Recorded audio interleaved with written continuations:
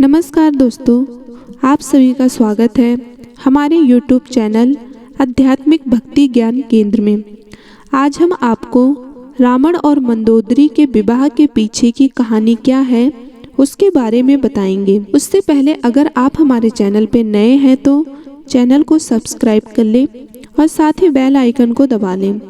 इससे हमारी आने वाली कहानी आप तक सबसे पहले पहुंचेगी।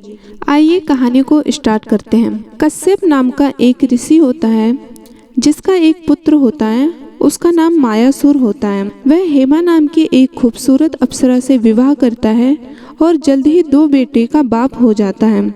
लेकिन वह संतुष्ट नहीं होता है। इसका कारण यह था कि वह एक बेटी की प्राप्ति चाहता है।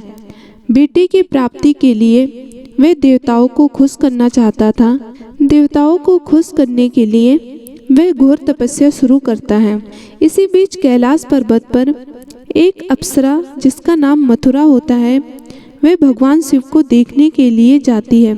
संयोगवश माता पार्वती वहां पे नहीं रहती हैं और भगवान शिव अपने ध्यान में खोए हुए रहते हैं। मथुरा नाम की अप्सरा भगवान शिव को अपनी ओर आकर्षित करना चाहती थी।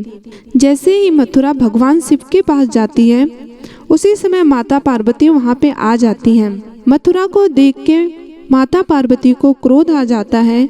वे उसी समय उसको श्राप दे देती हैं कि तू जिस रूप को लेके इतना घमंड कर रही है और पुरुषों को अपने जाल में फंसा रही है, तो एक मेढकी के रूप में हो जा। और वे तुरंत मेढकी बन जाती हैं। ये सारी लीलाएं भगवान शिव देख रहे थे और माता पार्वती उसको मेढक बना के एक कुएं में फेंक देती हैं। फिर भगवान शिव उस कुएं के पास जाते हैं और मथुरा को संतावना देते हैं और उसको बोलते हैं कि तुम्हें 12 साल इस कुएं में ही बिताने होंगे। 12 साल के बाद तुम सामान्य हो जाओगी और अपनी सुंदरता को वापस पालोगी और तुम्हें एक विजयी उत्कर्ष व्यक्ति भी मिलेगा। लेकिन इसके लिए तुम्हें 12 साल कुएं में ही बिताने होंगे।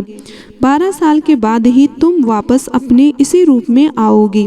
12 साल बीतने के बाद वह पुनः अपने उसी रूप में आ जाती है, लेकिन वह कुएं के अंदर ही फंसी रहती है और जोर जोर से रोने लगती है। इसी बीच तपस्या कर रहे मायासुर और हेमा को एक बच्चे के रोने की आवाज सुनाई देती है। वे जल्दी उस कुएं के पास जाते हैं और देखते हैं कि उसमें एक लड़की है। वे समझ जाते हैं कि उनकी तपस्या का फल देवताओं ने उन्हें उनकी इच्छा अनुसार दे दिया है। वे उसको कुएं में से निकालते हैं और देखते हैं कि वह एक सुंदर सी लड़की है। वे उसको अपने साथ लेके जाते हैं और वे दोनों बहुत प्रसन्न हो जाते हैं।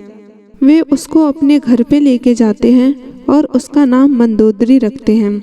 इसके बाद मंदोदरी धीरे धीरे बड़ी होने लगती है। कुछ समय बीतने के बाद रावण मायासुर के पास आता है और मंदोदरी को देखता है। मंदोदरी को देखते ही वह उसके रूप पे मोहित हो जाता है। वह मायासुर से बोलता है कि वह अपनी बेटी का विवाह मेरे साथ कर दे।